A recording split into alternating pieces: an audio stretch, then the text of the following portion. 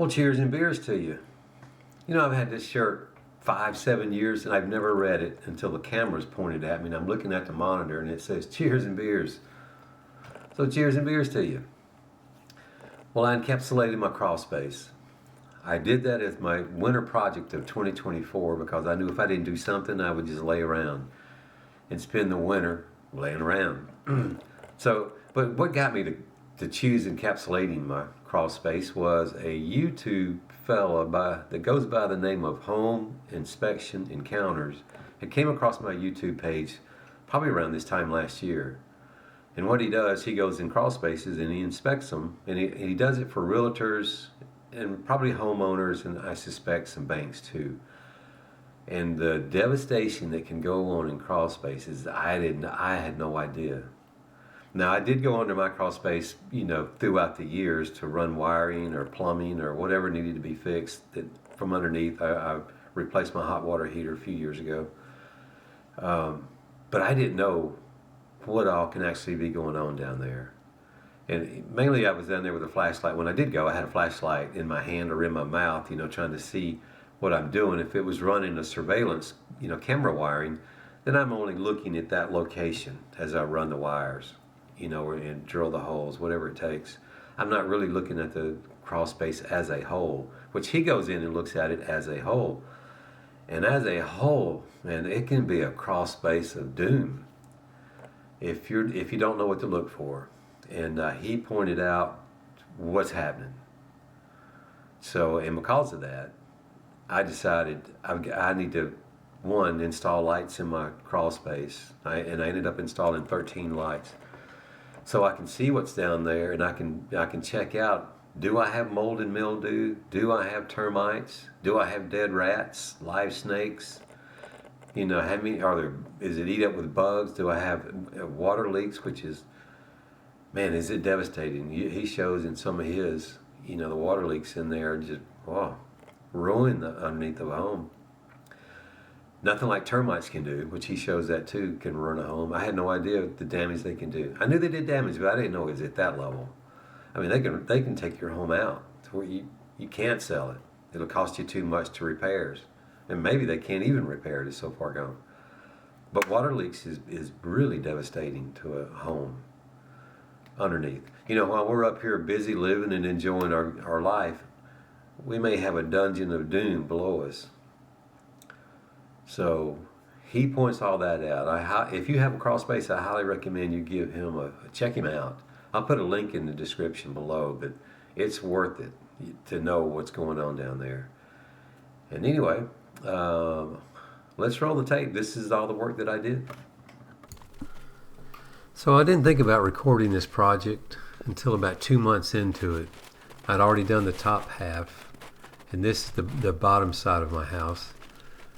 And what I'm doing here is pulling back 2 layers of plastic. The first layer, the clear layer you see here, is what me and my wife put down in 1999 when we bought the house. Probably 6 months after owning the house, we put this plastic down because every time I'd come down here to run wiring or whatever it is I needed to do, I would just get dirty.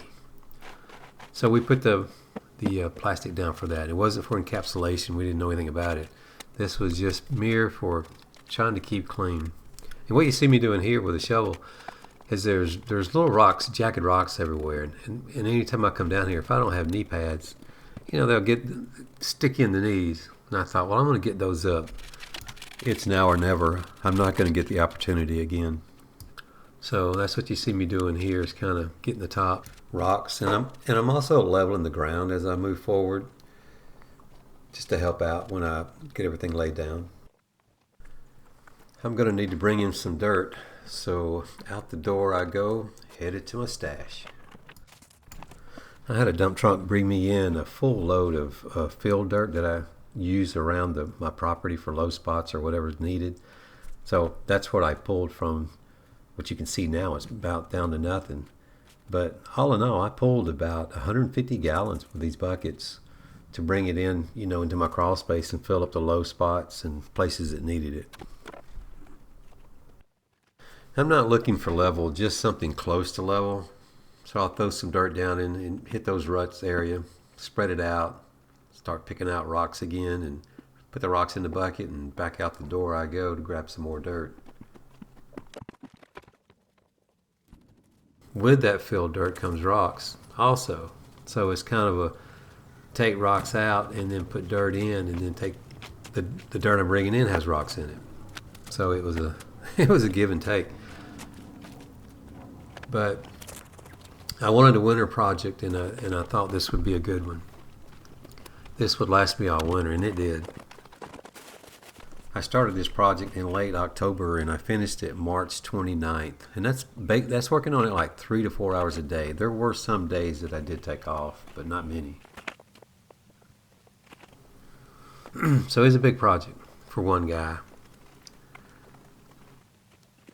Here you can see I'm pulling the jagged rocks out, the small ones, just any of them I could get that I knew I'd fill with my knee. And this is close to a column here. You can see where I'd already put dirt in. And there's that live root there. It's hard to believe where it came, how far I had to go. And these holes that I'm filling here, this is, I guess the builder had put holes where they were going to lay cement for maybe the foundations, the columns. But because there was probably 7 or 8 of them that I'd ran across. Anyway, I'd fill them. Might as well cover those up while I can. And put the dirt down and pick the rocks up out of the dirt that I brought in. You know, not counting the dirt or the rocks that's already in the dirt. So I fast forwarded the video 1,000 times faster than its normal speed, just so we could get through this thing quickly rather than sitting through a long video of me digging. So here I'm, again, just leveling it out and pulling rocks. And all these columns had a pretty good bit of dirt around them. They had dug out probably a 3-foot area, built the columns, and then left a hole, which is typical for a crawl space area.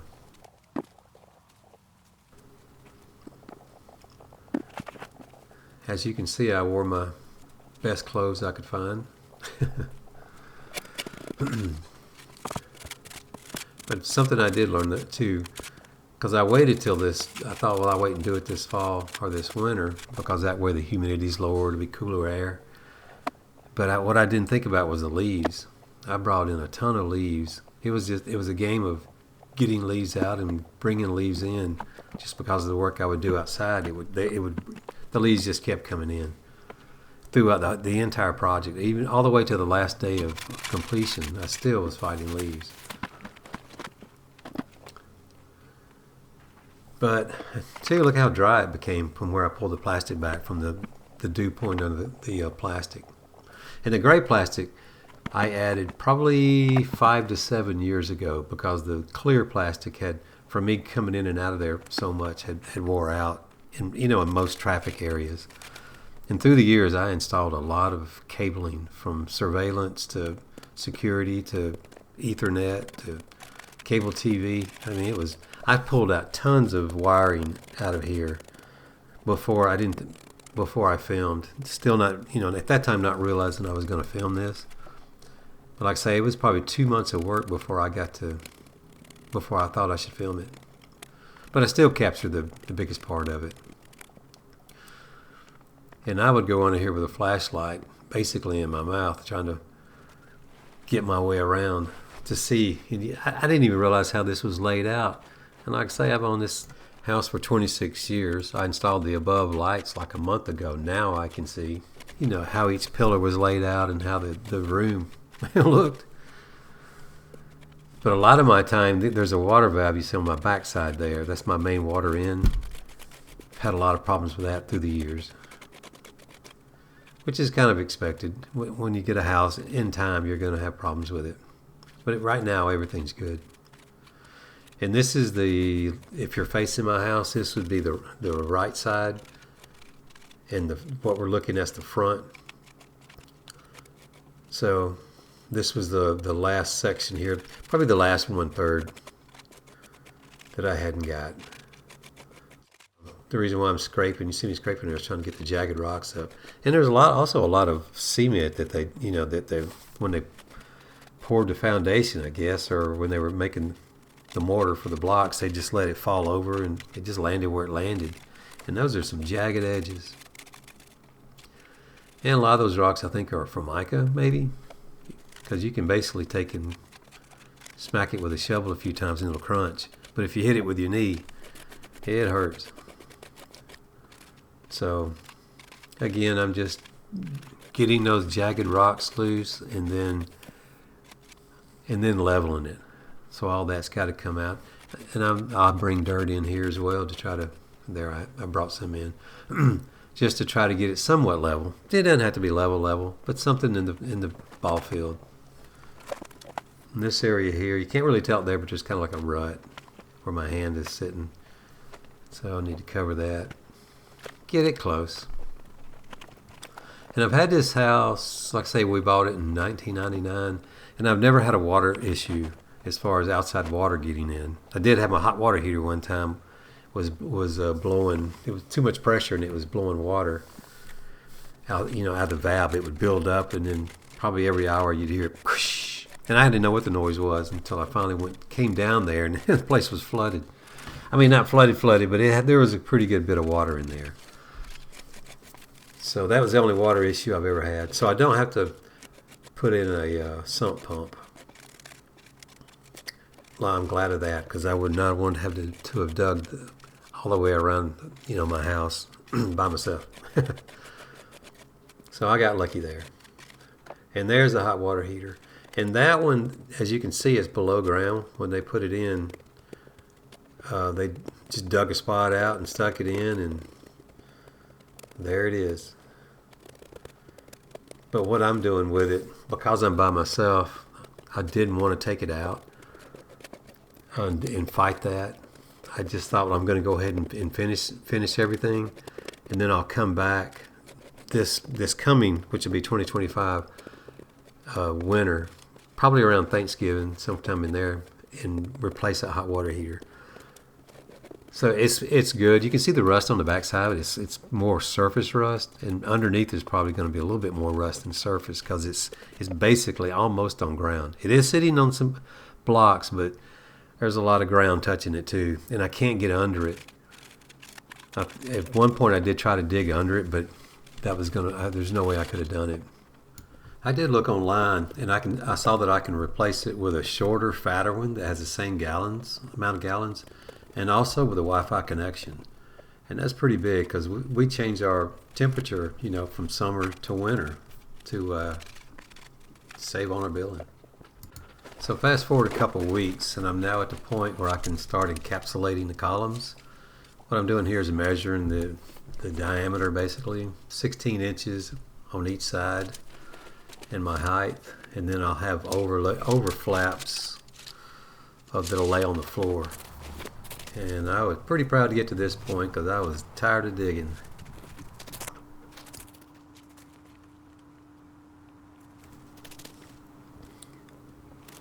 And you can see all the leaves in my yard, and that's why I'm saying the leaves will attach to that, and you don't realize it, like on the back side or somewhere. And it was just a never-ending battle with leaves. I ended up replacing those scissors also. This encapsulation plastic is 20 mil with strings in it. It has horizontal and vertical strings for strength, and the string separation is probably a 1/4 inch apart, so it's very strong. Didn't have to worry about it coming apart on me. It gives it strength. It took me a while, but I finally realized that I could use these strings as a straight line when cutting the plastic, and no longer use the level and pencil as my marker, so I could get a straight cut. But what I'm doing here is cutting it where I can wrap it, and it leaves a flap on each side of the column, so it'll be 4 flaps on the floor, which works in an advantage, and I'll show you later how that worked out. So as you can see, if you look behind this column, you'll see I've already wrapped the one behind it. And I saved this column for last because I had the best camera angle, because this is the deepest part of my house, and the other side of it is probably about 3 foot in height, I'm guessing, and this side is around 4.5 foot in height. So better camera angle. So I waited till the last one to film it. But that encapsulation tape, when it goes on, you basically will tear that plastic trying to get it off. You know, if you put it on and it's got some wrinkles in it, and you want to pull it off, it's a struggle. And so you do learn that once you put it on, there it is. If you didn't get it right, you just add some more tape till you do. And here I'm kind of closing it all in and running across the top, that side there,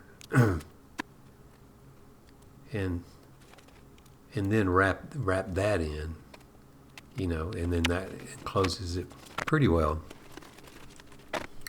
Termites, I didn't have any problems of them. A tiny little bit of the white powder mold. But here you can see I've already finished all the other columns. And there's what, 1, 2, 3, 4, 5, 6, 7, 8. Let me see, there's 1, 2, 3, 4, 5, 6, 7, 8, 9, 10, 11 support columns and 2 HVAC columns to raise my HVAC unit about a foot above the dirt floor. So 13 in all. And here I'm marking it so I can start putting it on the wall, the encapsulation from the wall down. And this is my first time I've ever done this, so I'm learning as I'm going. And what I didn't know at this point was these sections are 12 feet long. So what I'm doing is, if I remember right, it's around 35 feet on the floor, so I probably went, I can't see that, 40, probably around 30, 38 feet, I'm guessing. So it's 6 foot. What you see me is cutting is 6 foot, and then that'll open up to 12 feet. And it's grabbing leaves when I roll it. I'm fighting trying to pull them off, but they still get in there. So from here, I'll bring the plastic in and start preparing the wall to get ready to set it.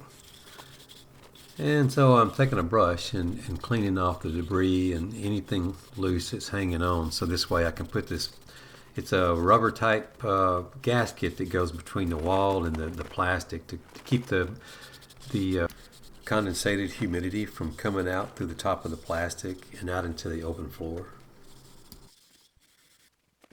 Anyway, while I was doing this, it stirred up so much dust I could hardly breathe, even though I put a mask on because of it.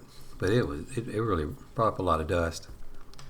So clean this whole wall, a little bit of the other wall, not much, and then I came back down and do a little bit of cleaning on this. I believe it's going to be on the other wall here. Yeah.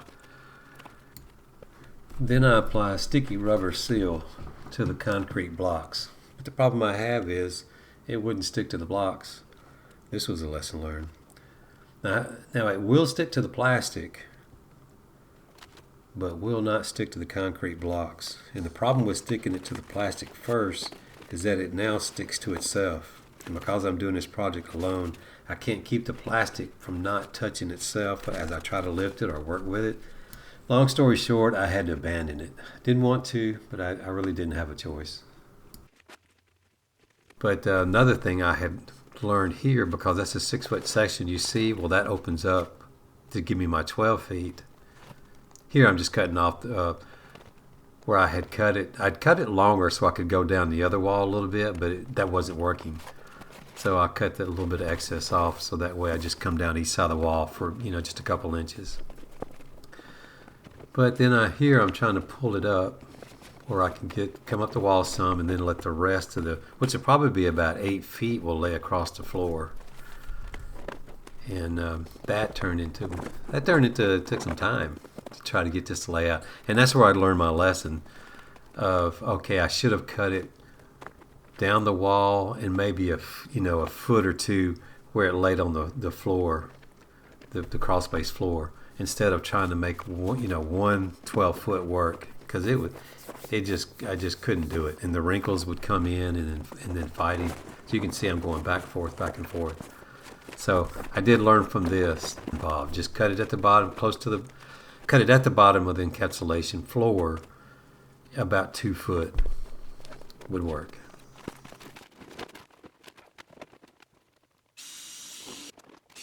And here's another lesson I learned. I'm using a regular battery operated drill that I had bought a concrete drill bit for. And it was the first hole there, which I have this in fast forward so it doesn't look it, but it took a while to get that hole to go through. And I was using my whole body pushing to try to get it to go. And I went all the way down the wall using that drill. And I had also bought like 4 drill bits because I figured it would wear the bits out pretty quick. But I had no idea getting it through this concrete what it was going to take. And also, if you'll notice, I'm separating the anchors in probably 4 or 5 feet from one another. That one I got kind of close. The reason why I'm doing that is because I could not get a hole to go in without a lot of fight. So I thought, well, I'll come back. I just need to get it to hold itself up, and then I'll come back, and I'll space them probably about every 6 inches apart.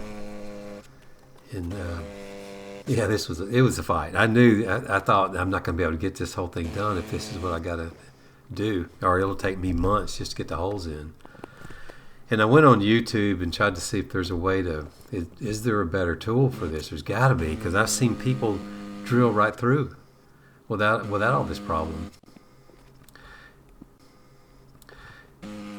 And there was. It's a rotary hammer drill, and this is what everybody recommended. And make sure it was rotary hammer.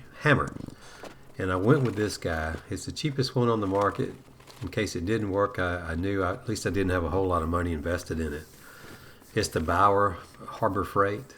But every tool I've ever bought from Harbor Freight, I've had 0 problems with. That includes power tools, hand tools, and I bought many, now from Harbor Freight. But anyway, this guy was a game changer. It literally changed everything. And once I drilled one hole with it, I knew that this can be done. So anyway, right now I'm still going to go down the wall with the drill I have, not knowing. At this point, I still don't know that there is a drill out there that does work. So I fight it the whole way. So now it's time to cut the plastic for the second wall. And I'm still using the level and the pencil to mark a straight line. I also replaced my scissors. I got these, I guess they're 10 cutters maybe, from Lowe's, and they work great. And then I started to roll it up and realized, no, I got to cut it in half. And cutting it in half puts me in 2 6-foot sections, which is perfect because the wall is like 3 foot on one end and maybe 4.5 foot on the other end. So it ends up being 3 foot on the floor, maybe 2.5 foot on the other floor, or on the other side of the floor. And that makes it easier, especially when you're holding one drill in one hand and holding up the plastic in the other. I can move it. I can drill. And fighting leaves, roll it up, fight some leaves, roll it up some more, pull some leaves out. And there's also some water chestnuts in there that gets in there. So under I go, head to my location, start spreading out the plastic, put it against the wall. And also I went to Harbor Freight and got that drill.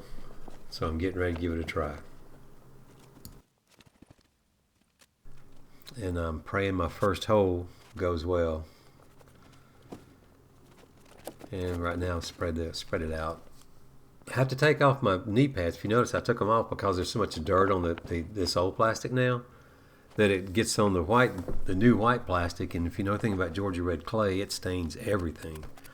So I had to take them on, put them on, take them off. Got my new drill, my first hole, and I'm praying to myself, please work. And I used my other drill just to watch how fast that goes. And I mean, it's in and out in a second. Then probably can't see it, but there's a smile on my face there. So I got to put my knee pads back on so I can go down here, grab a hammer, knee pads back off, and then back on the white. And because it was I was getting dirt all over my new plastic. But I ended up putting down another layer of plastic just to cover the dirt because I was getting the dirt on everything I touched all my new stuff was, it was getting it on there, and I was afraid it was staining. So 3 layers of plastic, and then we got my 4th layer, which is what I'm putting on now. So it's well covered. But getting these anchors in, and watch how fast this guy goes through. I mean, it's nothing, and it's in there. So going down this wall, got to get my shoes back on. Knee pads. I bought new knee pads also. That helped a lot. But I had to put those on, go back down to pull it tighter, and then everything back off, and then here we go. Back down the line. So it was a lot of back and forth. Also, that drill has a stop where you can set how deep you want the drill bit to sink in, to where the one I'm doing there now does not. The blue one doesn't. So that is awesome, because with the blue one I was taking it out and I'd see how deep the hole, kind of measure how much cement's on the bit, see how deep I am, then back in. They just kept going back and forth. So again, I'm back down, clean off, drill more holes. Then I just keep working my way down the line. And the anchors, they called for a 1/4-inch hole anchor, but I actually went with a smaller drill bit, because when I put it in, I want to make sure there's no way it's coming out. and you can't get those out. You have to break the heads off of them.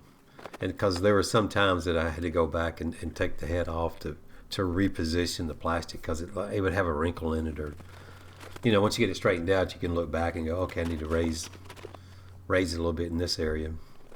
And also I went back and added more of the anchors throughout all 4 walls when I was done with it. That line that my camera's locked on or focused on is my HVAC low pressure copper pipe with black insulation wrapped around it. So, and the pipe to my back right now is the same, but it's for my upstairs HVAC unit. And those 2 white pipes, that's the water pipes for the upstairs HVAC condensation drain. But I'm nearing the end of the wall, almost into the corner of it. Got to put my equipment back on so I can go grab something. Anyway, what it is I must have left for the day. But I ended up finishing the other wall, and this is my last wall. And what you see there is my main water pipe coming in. And the builder had put these 2x4s up so they'd have something to attach the main water line to. And it looks like they used a nail gun on those 2x4s. So my original plan was to take them off. And that way I'd have everything out of the way and I could just roll one section of plastic down it. But the more I thought about it, I thought if I pull those off, it could be, the concrete behind it could be busted. I don't know. I didn't want to risk it. And also, that pipe has been sitting there since 1998. Best thing I can do is not touch it. So I decided to go and cut in sections. And it worked out. I just did a little here, a little there, cutting here, and just slowly till each side fit. And it worked out. Also, if you notice, I put down the new plastic, I believe, on the floor, because I had to put down another level because it was so dirty. The other two plastic had gotten so dirty that I was getting dirt everywhere. So I put down a 3rd plastic over the floor, and it made it so much easier and nicer to work in. Because everything I touched was getting Georgia red clay on it, besides me and my clothes. Which I wasn't concerned about that, but the white plastic I just hated starting off with it already stained. Trying to make it look as good as I can. But I cut all around these and tucked in, and to the left of me is the hot water heater, which is basically the end of the wall. And I didn't film that. It was quite a struggle trying to get in behind it, and it just would have taken too long to try to film it. So anyway, I got the highlights of most everything that was done. So there you can see I did put down newer plastic, clear plastic.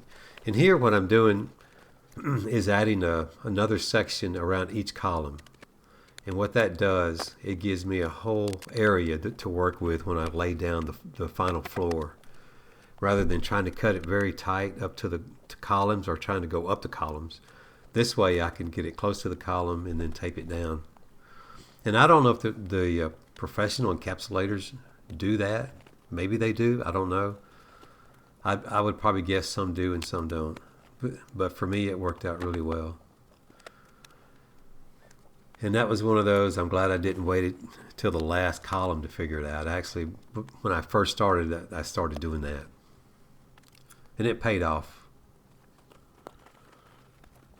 And I think I had them all done but two. And the reason why this end of the house is just easier to film. Like I say, when you get a wrinkle in the tape, you leave that wrinkle. Don't try to pull it up, because it'll basically tear that 20 mil plastic trying to get that off.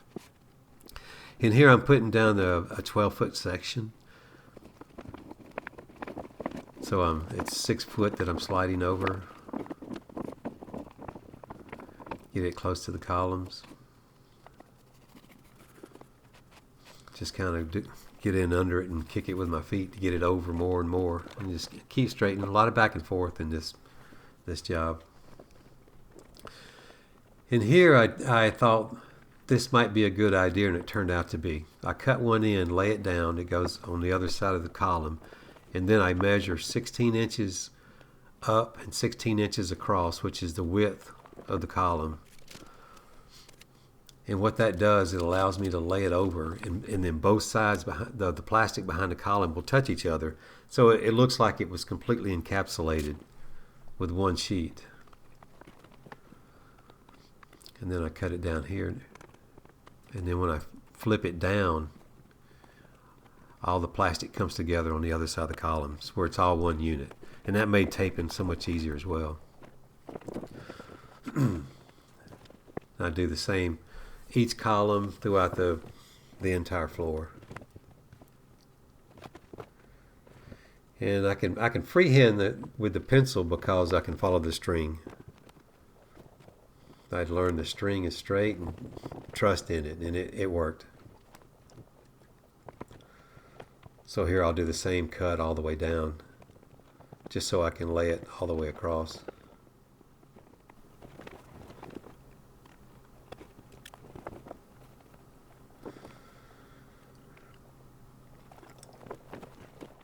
And a little tidying up. Cut a little bit of access, and the good thing about having that panel like I did on the floor side of it there, I have plenty of room. There's nothing to worry about. And I can cut here. Have plenty of room, no worries. And that little section there is where it comes together. The reason why I'd cut it that way. It fits good. And this is back to my HVAC, my low pressure side. As you can see, the insulation has been there 27 years under the house, so it's time to come off. It had dry rotted, time to replace it. I thought now's the time to do it. And I put the canvas in under it, so all the debris, when it falls, it can land on the canvas and not dirty up my floor. And the orange tie-down straps, I put those in. When I came down here and started or probably about a month after I started the project, I'd realized there was only one strap holding the entire cable. And this cable is probably, I'm guessing, 20 foot long. Might be longer. The way they ran it doesn't make any sense, other than it was so dark down here they couldn't see, so they ran it what they thought was the best method. But when you get, now that I have the lights in here, you can see that they went the long route. And I'm sure they didn't do it on purpose, because nobody wants to waste copper. And as you can see, there's one of the tie-down straps, the orange one. And I used a razor to cut it, and not score the copper, but just enough to score the insulation to get it off. And this insulation I'm putting back on, I bought it at Home Depot. And I had went to HVAC supply houses, figuring it would be cheaper there since they sell in bulk. It was not. It was 3 to 4 times higher than Home Depot. And this is good stuff. No complaints. and I'm using not zip ties, but Velcro.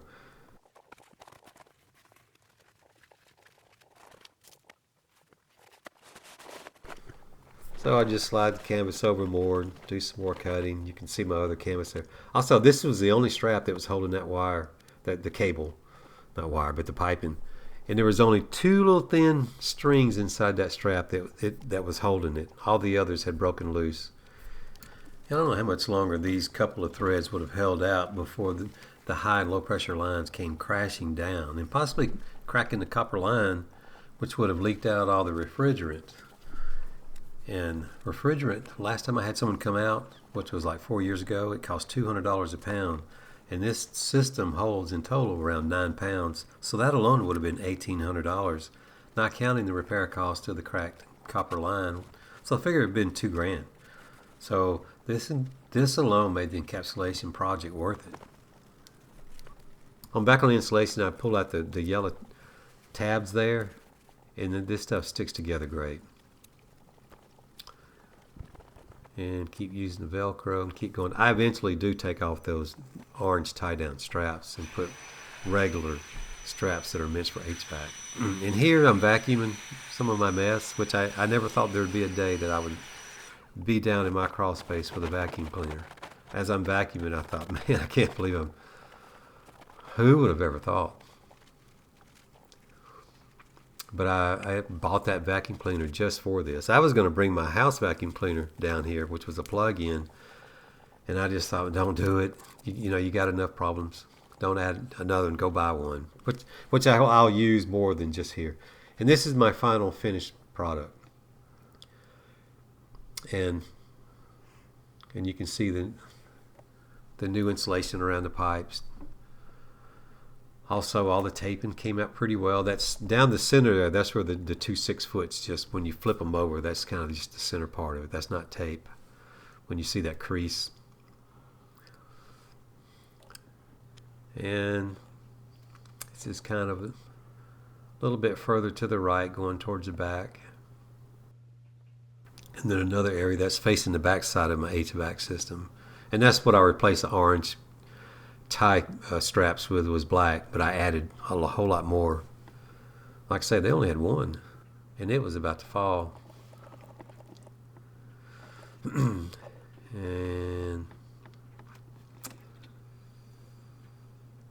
a little bit more there, and this is the other last 1/3, I guess, of the house. And this is looking towards the rear of the house, and this is where the HVAC line comes into the house. The outside unit's just on the outside of that, but the HVAC line where it came in, maybe we can get a better look at it here in a second. And so you can see where it loops. It goes inside the columns and loops out, then goes back in where the HVAC blower unit actually is. But yeah, it goes into the columns, through the columns, comes out, and then keeps going all the way to the back wall. And this is the other, kind of the front, this is where the front side of my house would be. And there's my camera tripod. I couldn't really use it where I was at, so I just took it off. And there's my foot. So back at the entrance, which is the rear of the house, and then one last pan here, and that should be the end of the inside of it. Last but not least, I made a couple more changes. When you come in now, I bought 2 cheap 10 by 12 canvas sheets, so when you come in, you can kick your shoes off and knock off any debris that's on you before you go crawling around in the bottom of it. Also built a shelf here hanging from the floor joist. I made sure it didn't touch the walls. And I built some cheap ones, just something to put my lumber on that I've used. I don't keep a lot of lumber, but I do like to keep some. And also for dry storage stuff. Just the little things that you just need. And those green bags there, we'll talk about those in a minute. And on the water heater, I did a temporary encapsulation till this fall. And then when I replace the water heater, I'll fix that. So in my mind, I thought I was through until I shut the crawl space door, now realizing that it wasn't a good fit at all. There was plenty of room for humidity and bugs to get in. So I replaced it with a new piece of plywood and hinges and slide hatch locks. Also put some great stuff around all the cracks and crevices, and I put a seal around the door as well. I tried to convince myself that I was done, but inside I knew I wasn't, that I needed to put some foam around the liner to seal it in so bugs couldn't get through and humidity couldn't rise up behind it. So this is what I did, and I ran it like a welder's bead, like they would run it to seal it in. Also, if you see any little tiny holes in that, don't worry about it, or it's not a problem, because I have 2 other layers in behind that foam. So I went around it 3 times, small layer, then a little bit bigger layer, and then the final layer is what you see now. And the same here, 3 layers of great stuff is what I used. Ran a welder's bead on all 3 layers. And about these green bags, if you live in the South, odds are you have a fire ant problem. This will get rid of them. Bififerin nursery granular insecticide. This is a 50-pound bag, and it will cover an acre and a half. I normally use probably a half and 3/4 of a bag on my lawn. I have an acre and a half of lawn. Fire ants seem to love my lawn. And I put it on early spring. Within 2 to the 3rd day, by day 3, all ants are gone. All hives are out. Some may try to creep in late fall, but I'll put the rest of the bag down, in just that area if they do, and they're gone. Normally 1 bag will last a season, so give this a try. Trust me, it works. It doesn't kill them. It runs them out of your yard. Your neighbors aren't going to like that, but your yard is going to look healthy. So what did I learn from this project? I learned that I have a new goal, and that goal is to never, ever do another encapsulation. It put a whooping on me. Am I glad I did it? 100% yes. Am I glad it's behind me? Another 100% yes. If I had to start over, if I had to do it again, I would. But I learned a lot. If you have a crawl space, check out Home Inspection Encounters. It's well worth to find out what's going on underneath your home. Anyway, hope you enjoyed it, and have a good day.